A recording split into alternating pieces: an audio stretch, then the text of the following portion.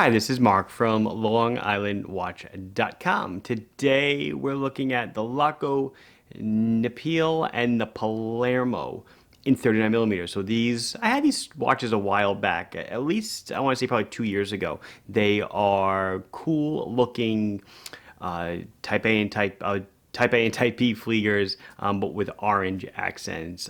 So really nice. So a little bit of a traditional, definitely traditional pilot's watch maker with a traditional style, but with a little coloring flair. Now in 39 millimeter.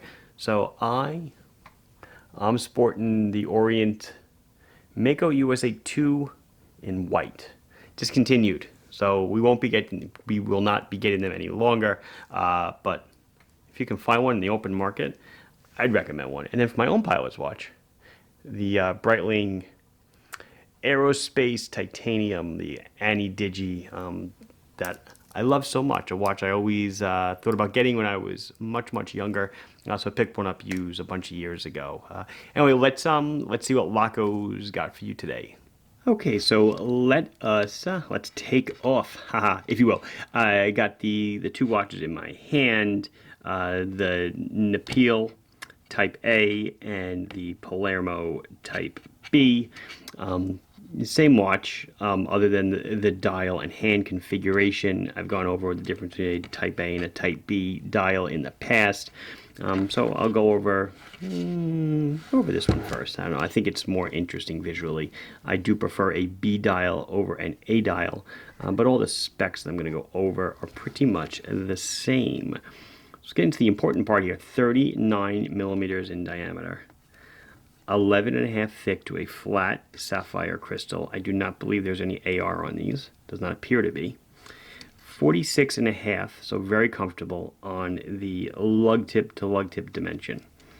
You do have an exhibition window on the back. It is they call it a Laco 21 movement. It is really nothing more than a Miyota 821A, and they put their own rotor on it. Other than that, the movement is pretty much unadorned. 50 meters of water resistance, and it is a push-pull crown.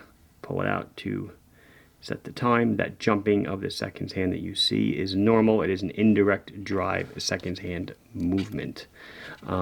Is there a, let's see, is there a ghost position for the date? I don't think there is. Oh, there is. There it is. There is a ghost click for the date. So I just want to be honest, and then there's the day. There's the time. Hand winds, hacks. Okay, so Laco has upgraded almost all of their Miyota-based watches, maybe it is all, to the hand-winding hacking version of the 821A. The 821A used to not hand-wind and hack. It does now. So this is the B dial, minutes on the outside, hours on the inside. And then, as I definitely said in the beginning, you have these nice orange accents. The lug width is 18 millimeter. It is a nice black leather strap with the rivets and orange stitching to kind of finish the whole thing off. Really nice strap. Really well done. Let's see the clasp, Laco, and then here's the tag. All Lacos are, of course, made in Germany, and it is $410 whether you get this one or the Type A. So let's check out the Type A. We'll do the wrist shot and the loom at the end, of course. Same one. So Laco is Lacaire & Co. was one of the original companies that made flieger watches for the German Air Force in the 40s. Made in Germany is portrayed at the bottom. The watch is pretty much the same as the one you just saw.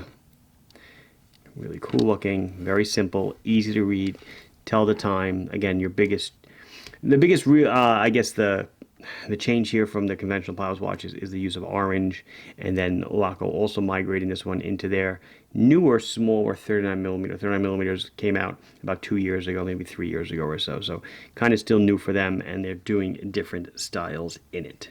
Given the fact that the paint in the daytime is orange, they still do glow rather well. Your best glowing paints are generally light green in color. In daylight, light green or even white does decent.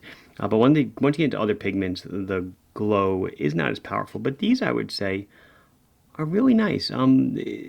the A and the B. The hands obviously are clearly glowing less than the markers, but it still provides easily enough contrast for you to see the time in the dark. So here is that 39mm Palermo on my 6 3/4 inch wrist at just 46.5 on the lug tip to lug tip. It does fit me fine, whether it's above the wrist bone or below. If you want to see where I'm hanging out on the strap, definitely goes much smaller. We're looking at nearly a 5-inch wrist, or a little over a 5-inch wrist, and then on the plus side, maybe another 3/4 of an inch or so. So 7.5 or so, 7 1/4, comfortably without requiring a different strap. But being 18mm, you probably find something else if this doesn't do it for you. So I think that'll wrap up this Laco video. This has been Mark from LongIslandWatch.com showing you 2 new Laco 39mm watches, the Neapel and the Palermo. Please like the video if you enjoyed it. Subscribe to the channel if you've not done so. Questions or comments, put them down below and I'll be sure to address them as soon as I can. Thank you very much for watching. Bye-bye.